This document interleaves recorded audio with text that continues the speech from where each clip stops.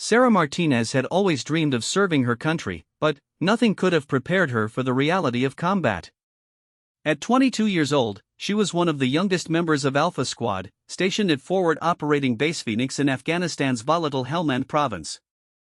The desert sun beat down mercilessly as she adjusted her helmet for the 100th time that morning, trying to appear confident despite the butterflies dancing in her stomach. The base buzzed with activity as soldiers prepared for what intelligence reports suggested would be a routine patrol through the nearby village of Kalainau. Sarah had been in country for only 3 weeks, and this would be her first real mission outside the relatively safe confines of the base. Her squad leader, Sergeant Mike Thompson, was a weathered veteran of 2 previous deployments who had taken Sarah under his wing since her arrival. "Martinez, you ready for this?" Thompson asked, checking his weapon one final time. His voice carried the easy confidence of someone who had done this countless times before.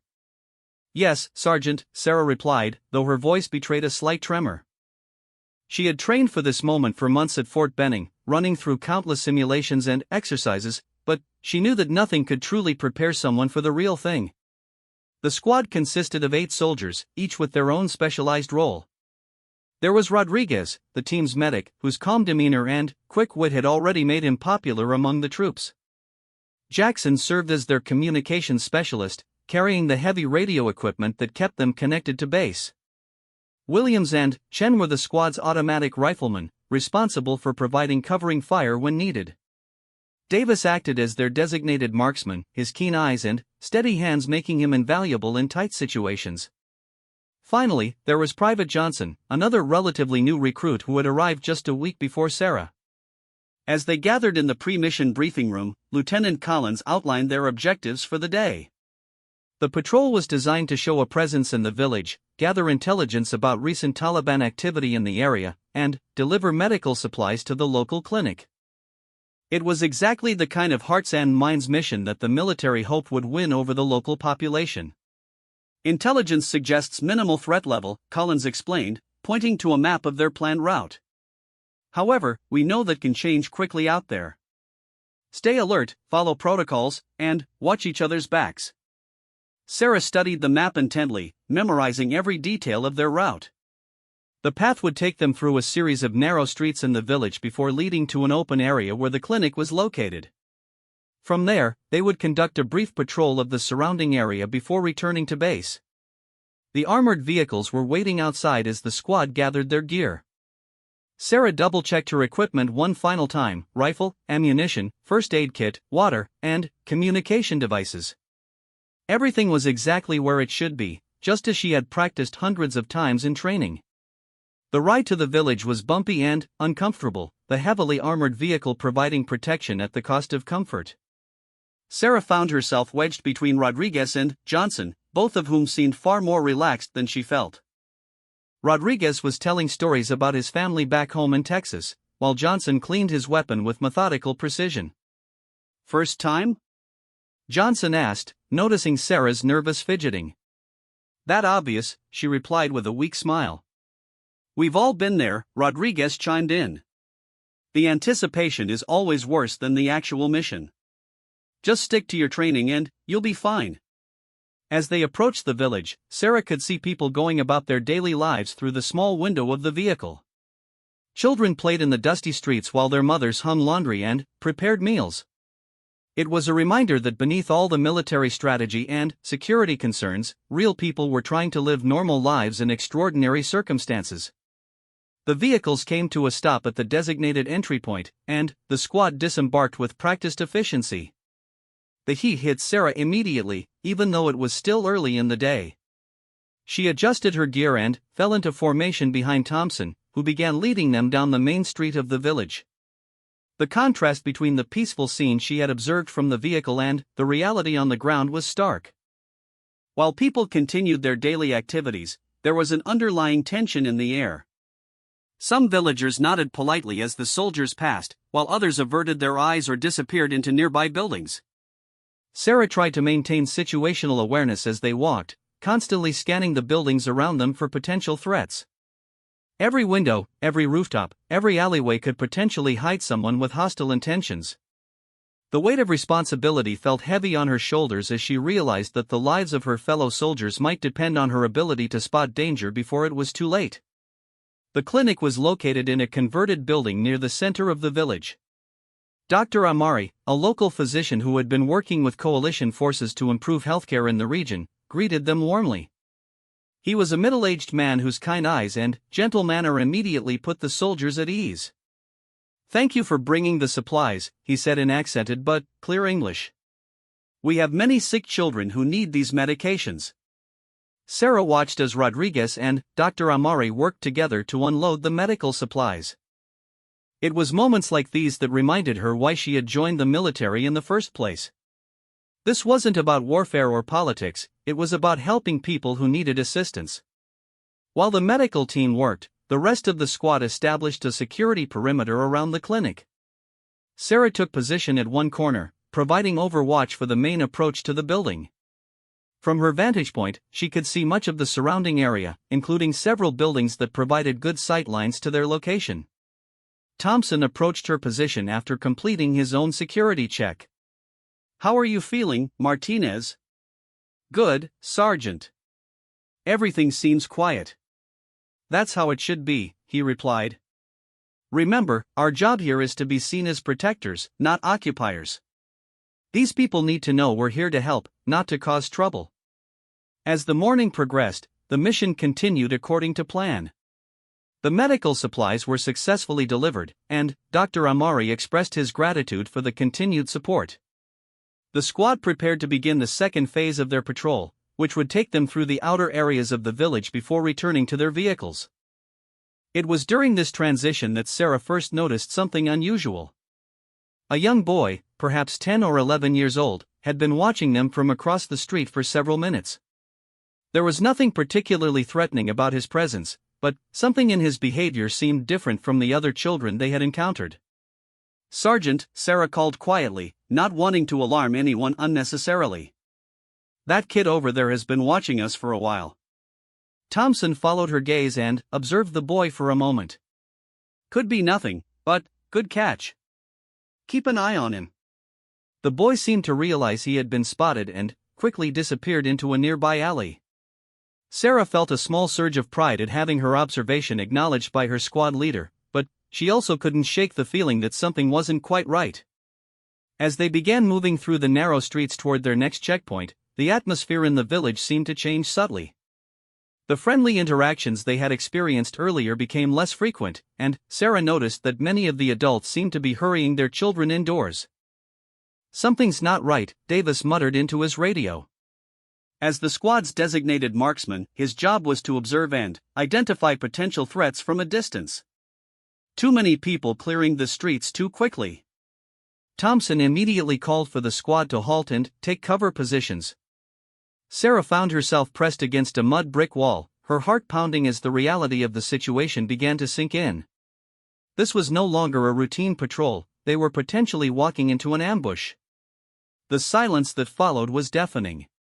Sarah could hear her own breathing amplified by the adrenaline coursing through her system.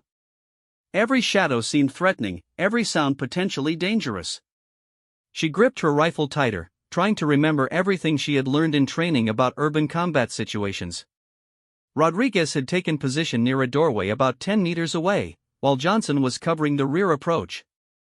Williams and Chen had set up their automatic weapons to provide covering fire if needed, and Davis had found an elevated position that gave him a clear view of the surrounding area. "Talk to me, Davis," Thompson whispered into his radio. "What do you see?" "Multiple individuals moving on rooftops, approximately 200 meters to our north," Davis reported. "Can't confirm hostile intent, but the movement pattern suggests coordination." Sarah felt her mouth go dry as the implications of Davis's report sank in. If there were coordinated movements on the rooftops, it could mean they were being set up for an attack. Everything she had trained for was about to become very real. Thompson quickly assessed their situation and began formulating a plan. They were in a relatively exposed position in the street, with limited cover and multiple potential angles of attack. Their best option was to move to a more defensible position while maintaining communication with their base. "Jackson, get me an immediate connection to base," Thompson ordered.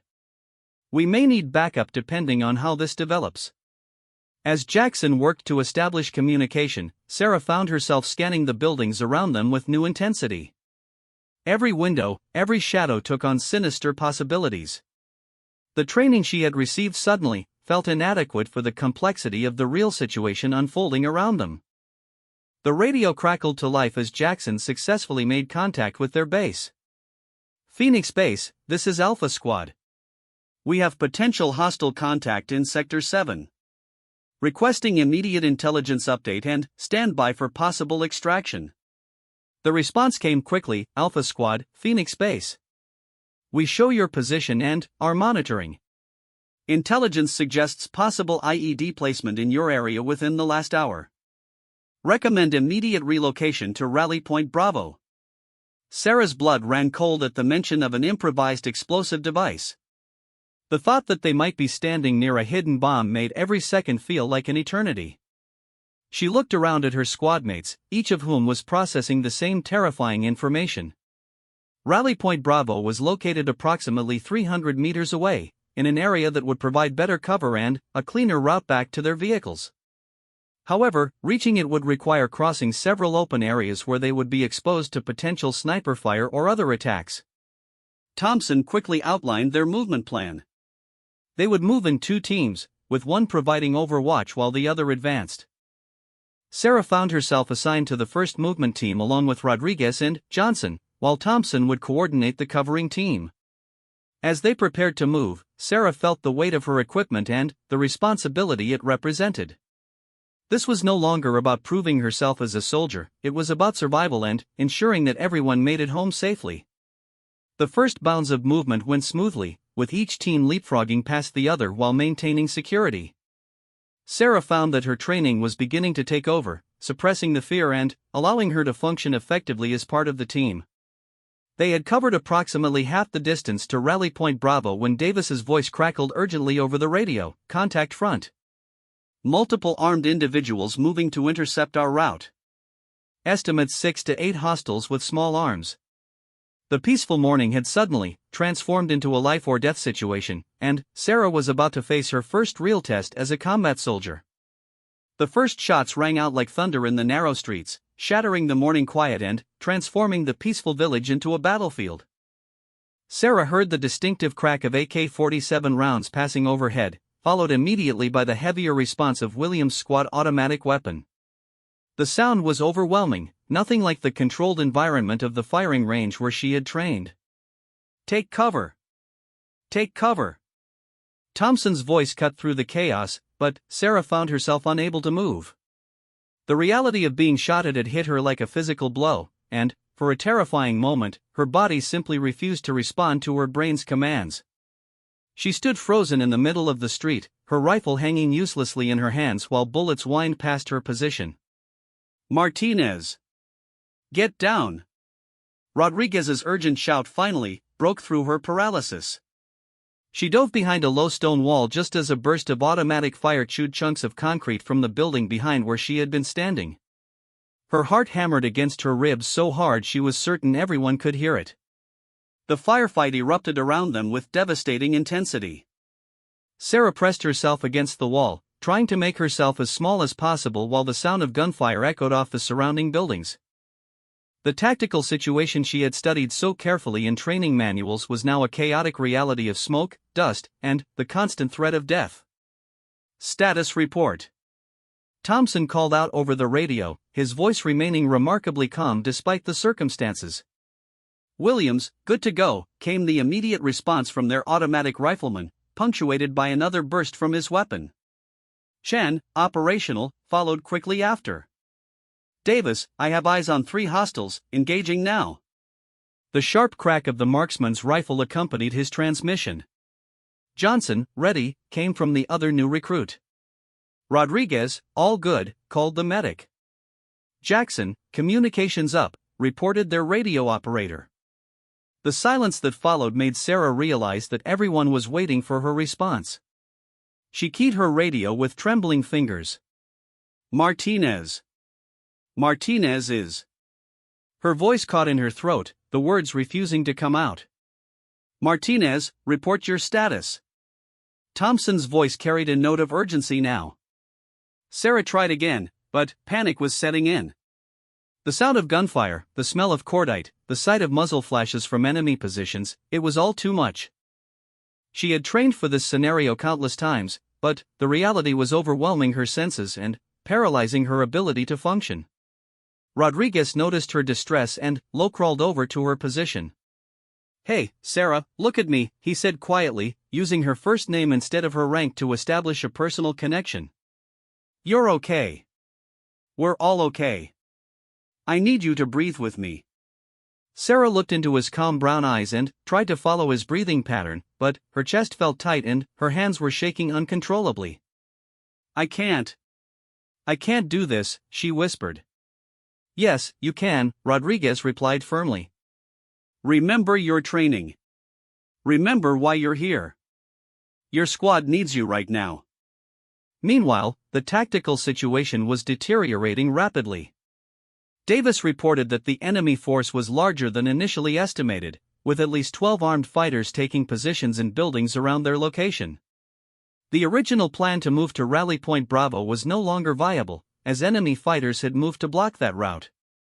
"Phoenix Base, Alpha Squad," Jackson called into his radio. "We are taking effective enemy fire from multiple positions. Estimate 12 plus hostiles with small arms and possible RPGs. Request immediate air support and quick reaction force." The response crackled back through heavy static. "Alpha Squad, Phoenix Base. QRF is spinning up now, ETA 20 minutes. Air support unavailable due to weather conditions. You are cleared to engage all hostile targets." 20 minutes might as well have been 20 hours in their current situation. The enemy had the advantage of prepared positions and local knowledge, while Alpha Squad was caught in the open with limited cover and ammunition. Thompson quickly reassessed their options. They were effectively surrounded, with enemy fighters in elevated positions providing overlapping fields of fire. Their only chance was to find a more defensible position and hold out until reinforcements arrived. "Listen up," Thompson called out. "We're going to move to the building on our left. It's got thick walls and only 2 approaches we need to cover.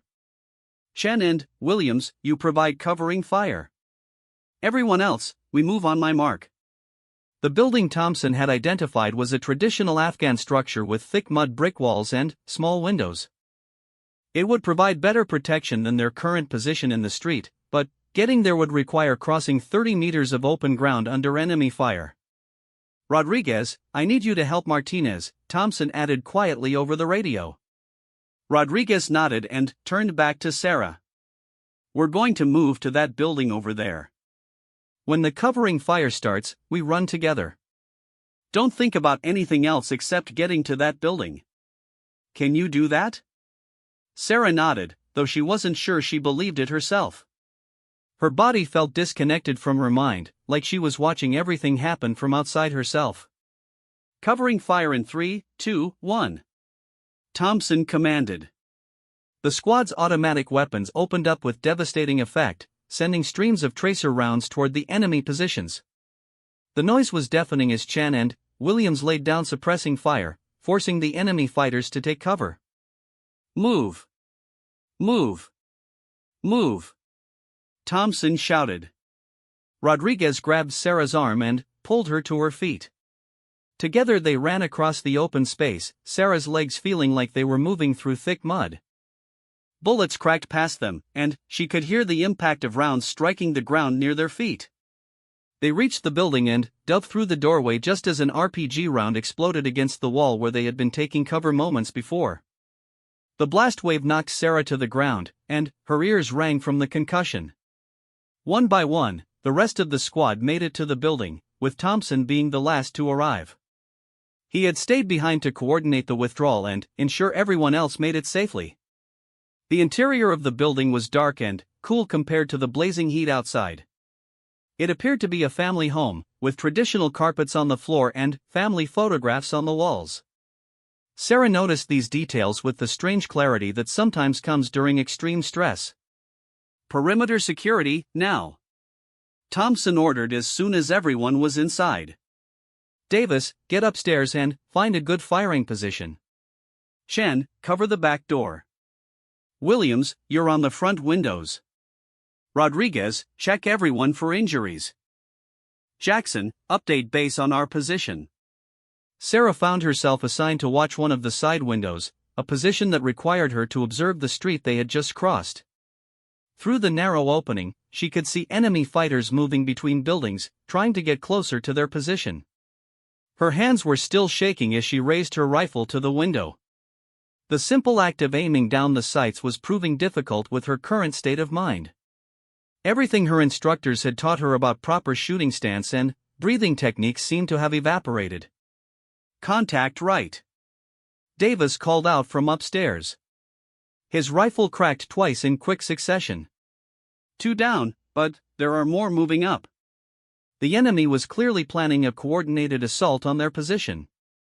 Sarah could see fighters taking positions that would allow them to attack from multiple directions simultaneously. The thought that they might be overrun sent another wave of panic through her system. Rodriguez appeared beside her, having completed his medical check of the squad. Everyone's good, he reported to Thompson. No injuries from the move. He noticed Sarah's condition and knelt down next to her. Talk to me, Sarah. What's going on in your head right now? I can't stop shaking, she admitted quietly. Every time I try to aim, my hands won't stay steady. What if I let everyone down? What if someone gets hurt because I can't do my job? Rodriguez was quiet for a moment, considering his response carefully. As a medic, he had dealt with combat stress reactions before, but each case was different. You know what I'm thinking about right now, he finally said. What? Sarah asked, grateful for any distraction from her panic. I'm thinking about my daughter's birthday party last month. She turned 6, and we had this princess theme. Pink everywhere, little girls in tutus, the whole thing. You know what she told me when I called her yesterday? Sarah shook her head, not sure where this story was going. She said, Daddy, when you come home, I want you to teach me how to be brave like you. And I realized that being brave doesn't mean you're not scared. It means you do what needs to be done even when you are scared. Before Sarah could respond, the tempo of the firefight outside intensified. Enemy fighters were moving closer to their building, and the squad's return fire was becoming more frequent and urgent. RPG. Take cover. Davis shouted from upstairs. The rocket-propelled grenade slammed into the front wall of the building with tremendous force. The explosion showered everyone with dust and debris, and Sarah felt the floor shake beneath her feet. Part of the front wall collapsed, creating a gaping hole that compromised their defensive position. Everyone okay? Thompson called out. The responses came back positive, but their situation had just become much more precarious. The destroyed wall provided enemy fighters with a clear shot into their position, and Sarah could already see movement in the buildings across the street as they prepared to take advantage of the new opening. We need to plug that gap, Thompson announced. Williams, move your gun to cover that hole. Chen, help him get set up. As the two soldiers moved to establish a new firing position, another problem became apparent. Johnson, the other new recruit, was bleeding from a cut on his forehead caused by flying debris from the explosion. Rodriguez, Johnson needs attention, Thompson called out. The medic quickly moved to examine Johnson's injury, leaving Sarah alone at her window position. Through the narrow opening, she could see enemy fighters preparing for what appeared to be a final assault on their position. One of the fighters was carrying what looked like another RPG, and he was moving into a position that would give him a clear shot at the compromised front wall. If he succeeded in firing that weapon, it could potentially kill or injure several members of the squad. Sarah raised her rifle and tried to line up a shot, but her hands were shaking too badly to maintain a steady aim. The fighter was approximately 100 meters away, well within her effective range under normal circumstances, but nothing about this situation was normal. She tried to control her breathing the way she had been taught in training, but the sound of gunfire and explosions around her made it nearly impossible to concentrate. The fighter with the RPG was almost in position, and she was running out of time. "Come on, Sarah," she whispered to herself. "People are counting on you." But, as she watched the enemy fighter raise his weapon toward their building, Sarah realized that her paralysis might be about to cost her friends their lives. The weight of that responsibility crashed down on her with devastating force, and, for a moment, she felt completely overwhelmed by the magnitude of what was happening around her. The sound of Rodriguez's voice calling for ammunition brought her back to the immediate situation. She turned to see him helping Johnson while simultaneously trying to direct the squad's defensive efforts. Thompson was coordinating with base while also attempting to identify escape routes. Everyone was doing multiple jobs, pushing themselves beyond their normal limits to keep the squad alive. And Sarah was frozen, unable to contribute when her team needed her most. The realization hit her like a physical blow, but it also sparked something deep inside her. These weren't just fellow soldiers, they were her friends, her brothers. Rodriguez had shown her kindness and patience. Thompson had taken her under his wing and taught her what it meant to be a leader. Johnson was going through the same struggle she was, trying to prove himself in an impossible situation. The enemy fighter was now in position and raising his RPG toward their building. Sarah could see him clearly through her rifle scope, but her hands continued to shake uncontrollably. Time seemed to slow down as she watched him prepare to fire a weapon that could kill everyone she cared about. In that moment of crisis, something fundamental shifted inside Sarah Martinez. The fear was still there, but it was now overshadowed by something stronger, the absolute determination that she would not let her friends down. Something clicked inside Sarah's mind as she watched the enemy fighter raise his RPG. The paralyzing fear that had gripped her suddenly transformed into crystal-clear focus. She could hear Rodriguez's words echoing in her memory. Being brave means doing what needs to be done even when you're scared. Her hands steadied as if by magic. The rifle scope brought the enemy fighter into sharp focus, and Sarah could see every detail of his face as he prepared to fire the deadly weapon at their position. Time seemed to slow as she controlled her breathing, found her natural point of aim, and gently squeezed the trigger. The rifle kicked against her shoulder, and she watched through the scope as the enemy fighter dropped his weapon and fell backward. The RPG round he had been about to fire went wide, exploding harmlessly against a distant building. "Nice shot, Martinez," Davis called down from his upstairs position. That was a critical target. Sarah felt a surge of pride and relief, but there was no time to celebrate. The enemy assault was intensifying, and more fighters were moving toward their position from multiple directions. She could see at least 6 armed men advancing through the streets, using buildings and abandoned vehicles for cover. "Thompson," she called out, her voice now steady and confident. "I count 6 hostiles advancing from the east. They're using the market stalls for cover." "Copy that, Martinez," Thompson replied. "Take them under fire and slow their advance." Sarah began engaging the advancing fighters with measured, accurate shots. Her training had finally kicked in, and she found herself operating with the mechanical precision she had practiced countless times on the range. Breathe, aim, squeeze, follow through. Each shot was deliberate and effective. From his position upstairs, Davis was engaging targets to the north and west. "Thompson, we've got movement on 3 sides now. Looks like they're trying to coordinate a simultaneous assault." The tactical situation was becoming increasingly desperate. Alpha Squad was outnumbered at least 2-1, and the enemy had the advantage of choosing when and where to attack. Their only hope remained the quick reaction force that was supposed to arrive from base, but that was still 15 minutes away. Rodriguez finished treating Johnson's head wound and moved to Thompson's position. "Johnson's good to fight," he reported. "Cut wasn't as bad as it looked." "Roger." "Rodriguez, I need you to check our ammunition status," Thompson ordered. "If this keeps up, we might have a supply problem."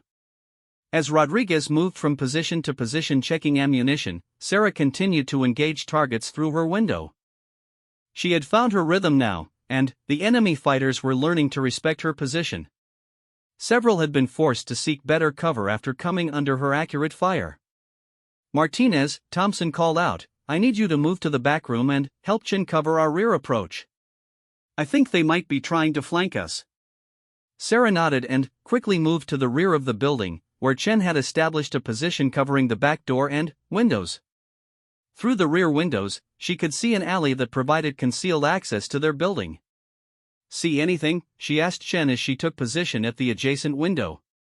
"Not yet, but my gut says they're coming," Chen replied.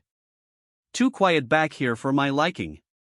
Chen was a veteran soldier with multiple deployments, and Sarah had learned to trust his instincts. If he felt something was wrong, it probably was. They didn't have to wait long. Sarah spotted movement in the shadows of the alley, 3 figures moving carefully toward their building, trying to stay concealed behind a series of concrete barriers. "Contact rear," she called out loudly enough for the entire squad to hear. 3 hostiles moving up through the alley. "Engage them," Thompson's voice came back immediately. Sarah and Chen opened fire simultaneously, their coordinated shots forcing the enemy fighters to take cover behind the concrete barriers. However, the barriers provided good protection, and the fighters were able to return fire while continuing their advance. "They're getting closer," Chen observed. "If they reach the door, we'll have a real problem." Sarah realized he was right. The back door was only about 20 meters from the fighters' current position, and, once they reached it, they could potentially breach into the building and attack the squad from inside. "I'm going to move to a flanking position," Sarah announced. "There's a window on the side that should give me a better angle." "Negative," Chen replied quickly. "Too risky. We need to hold this position." But Sarah could see that their current defensive setup wasn't working. The enemy fighters were using the concrete barriers effectively, and it was only a matter of time before they reached the building. She made a command decision that would have seemed impossible just an hour earlier. "Chen, keep them pinned down. I'm moving." Before he could object again, Sarah was already moving toward the side room that contained the window she had identified. The room was smaller and darker than the main area, with traditional Afghan furniture and decorations that reminded her this was someone's home they were defending in. From the side window, Sarah had a clear view of the alley and could see the enemy fighters from an angle that negated the protection of their concrete barriers. She lined up her first shot carefully, knowing that surprise would be her main advantage. Her rifle cracked, and the lead fighter dropped immediately.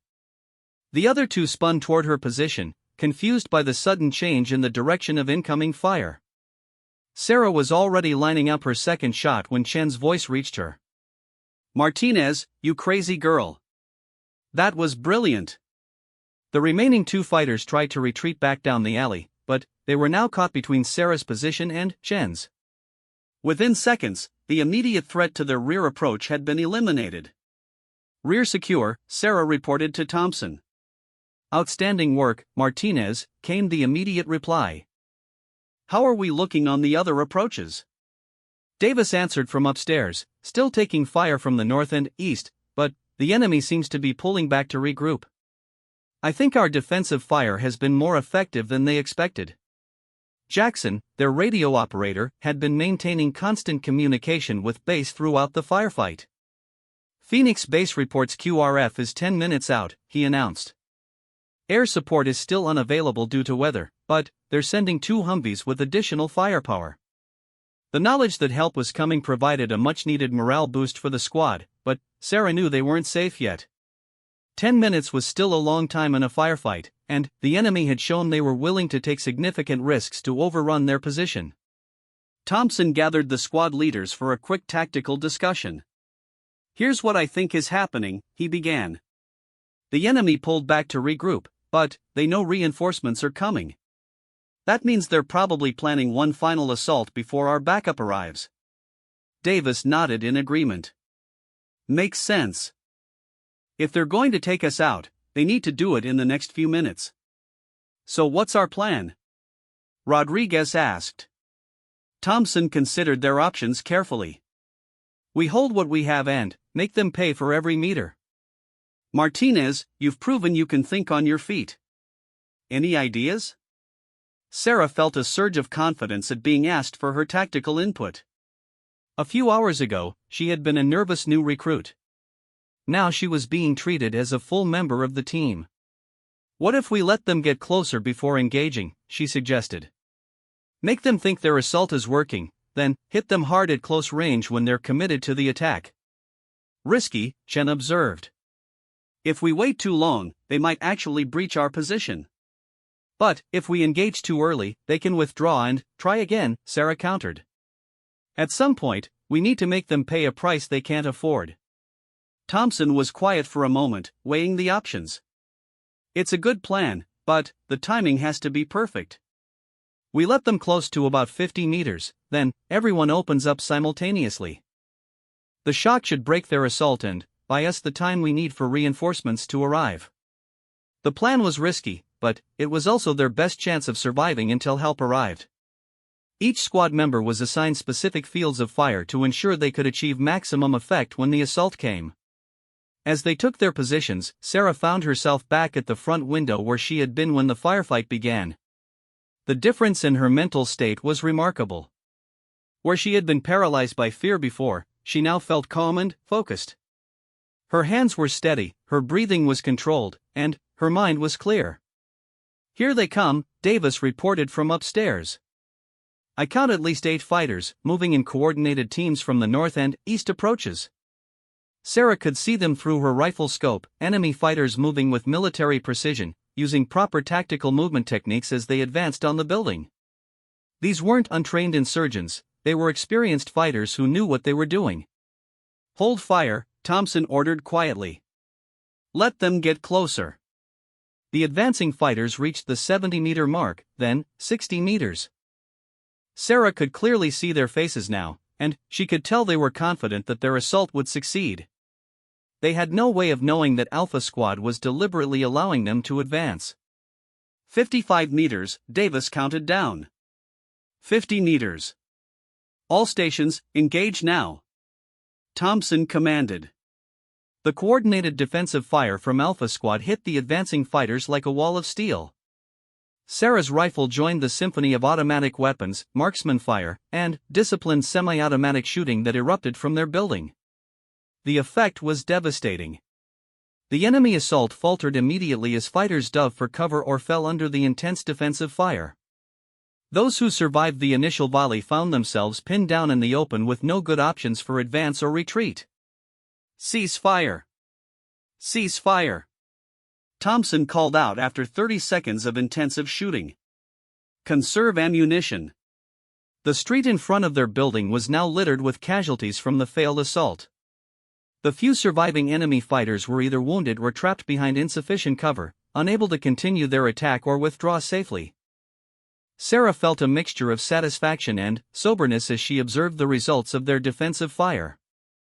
This was what victory looked like in combat, not glorious or clean, but effective and final. "Phoenix Base, Alpha Squad," Jackson called into his radio. "Enemy assault has been repelled. We are still combat effective and holding our position." The response came back immediately, "Alpha Squad, Phoenix Base. Outstanding work. QRF is 3 minutes from your position." Sarah allowed herself a small smile as she maintained her watch through the rifle scope. 3 minutes suddenly seemed very manageable compared to the eternity they had been fighting through. The sound of approaching vehicles grew louder as the quick reaction force made their way through the village streets. Sarah maintained her position at the window, scanning for any remaining threats, but the enemy fighters who had survived their defensive fire seemed to have melted away into the maze of buildings and alleyways. "Alpha Squad, this is Eagle 26, came a voice over the radio. "We have eyes on your building. Pop smoke to mark your position." Jackson quickly deployed a green smoke grenade outside the building, the colored smoke drifting lazily in the hot afternoon air. Within minutes, 2 heavily armored Humvees rolled into view, their mounted weapons sweeping the surrounding area for threats. "Alpha Squad, Eagle 26. Area appears secure. Coming to your position now." The relief Sarah felt as she watched American soldiers dismount from the vehicles was overwhelming. For the first time in what felt like hours, she allowed herself to believe they were actually going to survive this.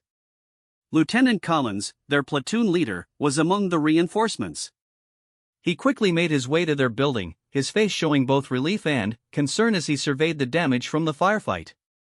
"Thompson, report," he ordered as soon as he reached their position. 8 soldiers, all combat effective, Thompson replied. Minor injuries only. We successfully repelled multiple enemy assaults and held this position against superior numbers. Collins nodded, his eyes taking in the evidence of the intense firefight that had taken place.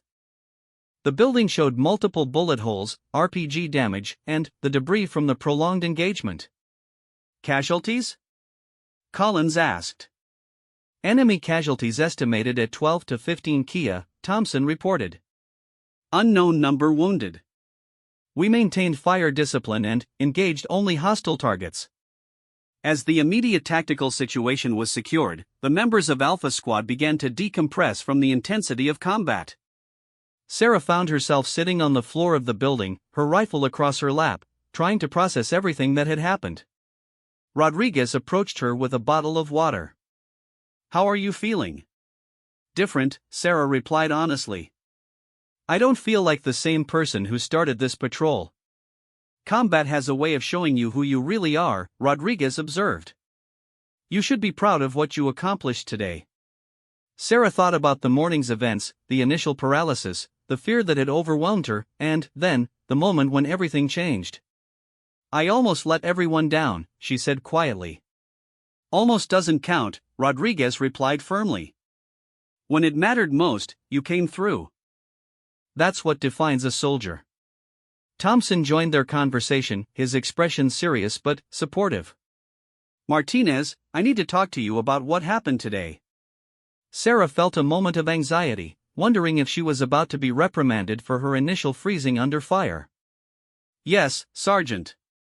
That flanking movement you executed to eliminate the rear threat was textbook tactical thinking, Thompson continued. And your suggestion for the timing of our final defensive engagement probably saved lives. Sarah looked up in surprise. Sergeant? What I'm trying to say is that you showed real leadership potential today. Yes, you had a rough start when the shooting began, but that's not uncommon for new soldiers in their first firefight. What matters is how you recovered and what you contributed to the team's survival. The evacuation back to base proceeded smoothly, with the QRF providing security while Alpha Squad gathered their equipment and prepared to leave. As they loaded into the armored vehicles, Sarah took one last look at the building where they had fought for their lives. The family home that had sheltered them during the firefight was damaged but still standing. She wondered about the people who lived there and hoped they would be able to return safely once the area was secured. The ride back to base was much different from the morning's journey. Where there had been nervous anticipation before, now there was the quiet satisfaction of a mission completed and a firefight survived. Each member of the squad was processing the events in their own way. Davis was cleaning his rifle with methodical precision, his marksman's attention to detail evident in every movement. Shen and Williams were quietly discussing the tactical lessons from the engagement. Jackson was updating base on their status and coordinating the intelligence debrief that would follow. Johnson, the other new recruit, caught Sarah's eye and nodded respectfully. They had both been tested today, and they had both proven themselves worthy of their squad's trust. Upon returning to base, Alpha Squad was immediately directed to the medical facility for post-combat health checks. While their injuries were minor, standard protocol required evaluation after any significant engagement. The base physician, Captain Morris, examined each soldier carefully. Any headaches, nausea, or disorientation, he asked as he checked Sarah's pupils for signs of concussion. No, sir, Sarah replied. I feel fine physically. And, mentally? How are you processing today's events? Sarah considered the question carefully. I learned something important about myself today, sir. I learned that I can overcome fear when people are counting on me. Captain Morris nodded approvingly. That's a healthy perspective. If you experience any delayed stress reactions over the next few days, don't hesitate to come talk to me or one of the counselors. The intelligence debrief took place in a secure briefing room where specialists analyzed every detail of the engagement. Alpha Squad's account of the firefight would be combined with drone footage, communications intercepts, and other intelligence to build a complete picture of what had occurred. The enemy force was larger and better coordinated than our initial intelligence suggested, the intelligence officer noted. Your squad's defensive actions likely prevented them from establishing a permanent foothold in that area of the village. Thompson provided a detailed timeline of events, with each squad member contributing specific observations about enemy tactics, weapons, and casualties. Sarah found herself able to recall details with remarkable clarity, her memory sharpened by the intensity of the experience. Martinez, the intelligence officer, addressed her directly. Your elimination of the RPG gunner was crucial to your squad's survival. That was an outstanding shot under pressure. Sarah felt a warm sense of pride at the recognition, but she also understood that the praise belonged to the entire squad. Thank you, sir, but everyone contributed to our success today. After the formal debriefs were complete, Alpha Squad gathered in their quarters to decompress and reflect on the day's events. The mood was subdued but positive. They had faced a serious test and emerged victorious. So what did everyone learn today? Thompson asked, settling into his bunk with a bottle of water. I learned that planning is important, but adaptability is more important, Davis offered. When our original route was compromised, we had to think on our feet. I learned that every member of this squad is someone I can trust with my life, Rodriguez added. We all had each other's backs when it mattered most. Johnson spoke up quietly. I learned that being scared is normal, but it doesn't have to control you. All eyes turned to Sarah, waiting for her contribution to the discussion. She thought carefully about how to express what the day had meant to her.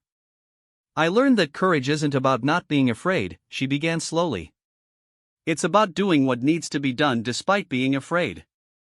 And I learned that I can count on all of you to help me be the soldier I want to be. Thompson nodded approvingly. Those are good lessons.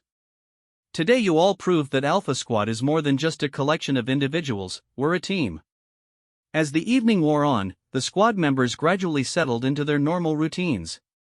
Equipment needed to be cleaned and maintained, reports needed to be written, and letters needed to be sent to families back home. Sarah sat at her small desk, staring at a blank piece of paper as she tried to figure out how to tell her parents about what had happened. How do you explain to people who have never been in combat what it's like to face death and discover something fundamental about yourself? Finally, she began to write, Dear Mom and Dad, today I was in my first real firefight. I won't lie to you, I was scared at first. More scared than I've ever been in my life. But my squad helped me through it, and I discovered that I'm stronger than I thought I was. I can't give you details about what happened for security reasons, but I want you to know that I'm safe and I'm exactly where I belong. The men and women I serve with are the finest people I've ever known, and I'm proud to be part of their team. I know you worry about me being here, and I understand that. But today showed me that I can handle whatever challenges come my way. I'm not the same person who left for basic training, and I'm not the same person who woke up this morning. I'm stronger, more confident, and more committed to serving our country. Please don't worry about me. I have good people watching my back, and I'll be watching theirs. We take care of each other here, and that makes all the difference. All my love, Sarah. As she sealed the letter, Sarah reflected on the remarkable transformation she had undergone in a single day. This morning she had been a nervous new recruit, uncertain about her abilities and her place in the squad. Tonight she was a combat-tested soldier who had proven herself under the most challenging circumstances imaginable. The next morning brought new missions and new challenges, but Sarah approached them with a confidence she hadn't possessed before. During the pre-mission briefing for a humanitarian aid delivery, she found herself actively participating in the tactical planning discussion. Martinez, what's your assessment of the route security? Thompson asked, incorporating her input into the planning process as naturally as he would any other squad member. I recommend we establish overwatch positions at these two locations, Sarah replied, pointing to positions on the map. They provide good visibility of the approach routes and can cover our withdrawal if necessary. Her suggestions were practical and well considered, reflecting the tactical lessons she had learned during the firefight. More importantly, they demonstrated that she was now thinking like a soldier rather than just following orders. Over the following weeks, Sarah's reputation within the unit continued to grow. Word of Alpha Squad's successful defense had spread throughout the base, and the new recruit who had frozen under fire and then led her squad to safety became something of a legend. But Sarah remained focused on the fundamentals of soldiering, taking care of her equipment, maintaining her skills, and supporting her squad mates. The respect she had earned was important to her, but not as important as the trust of the men and women she served with. 6 months later, Sarah found herself mentoring another new recruit who was struggling with the stress of deployment. As she shared her own experiences and offered encouragement, she realized how far she had come from that terrifying morning in the village. The most important thing to remember, she told the young soldier, is that courage isn't about never being afraid. It's about doing what needs to be done even when you are afraid. Your squad will help you find that courage when you need it most. As she spoke those words, Sarah thought about Rodriguez, whose calm guidance had helped her through her darkest moment. She thought about Thompson, who had trusted her with increasing responsibility and helped her become a leader. She thought about the entire Alpha Squad, who had shown her what it meant to be part of something bigger than herself. The new recruit listened intently, just as Sarah had once listened to Rodriguez during that chaotic firefight. The cycle of mentorship and growth continued, as experienced soldiers passed their hard-won wisdom to the next generation. Sarah Martinez had entered combat as a frightened new recruit, but she had emerged as a confident soldier and leader. The girl who had frozen under fire had become the woman who led others to safety, proving that heroism isn't about the absence of fear, it's about finding the strength to act despite that fear. Her transformation from paralyzed recruit to confident leader became a testament to the power of good leadership, solid training, and the unbreakable bonds forged between soldiers who face danger together. In the end, Sarah didn't just survive her first firefight, she discovered who she was meant to be.